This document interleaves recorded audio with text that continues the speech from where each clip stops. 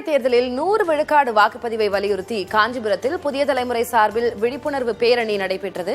இதுகுறித்த கூடுதல் தகவல்களை நமது செய்தியாளர் இஸ்மாயிலிடம் கேட்கலாம்.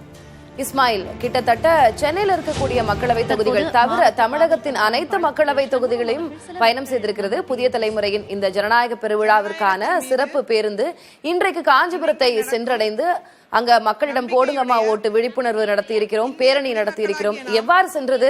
மக்களுடைய பங்களிப்பு எந்த அளவு இருக்கு? ஜனநாயக மரபுகளையும் மாதிரிதான் காஞ்சிபுரம் மாவட்ட ஆட்சியர் கலைச்செல்வி மோகன் தலைமையில காஞ்சிபுரம் புதிய தலைமுறையும் போடுங்கம்மா ஓட்டு என்கின்ற தலைப்பில விழிப்புணர்வு பேரணி நடைபெற்றது. இந்த பேரணியில மாவட்ட ஆட்சியரும் கலந்து கொண்டாங்க, மாவட்ட கண்காணிப்பாளர் கலந்து கொண்டாரு. அது மட்டும் இல்லாம ஆதி பொறியியல் கல்லூரி, சங்கரா கலை மற்றும் அறிவியல் கல்லூரியில இருந்தும் 200-400 மாணவர்கள் கிட்ட இதுல கலந்து கொண்டாங்க.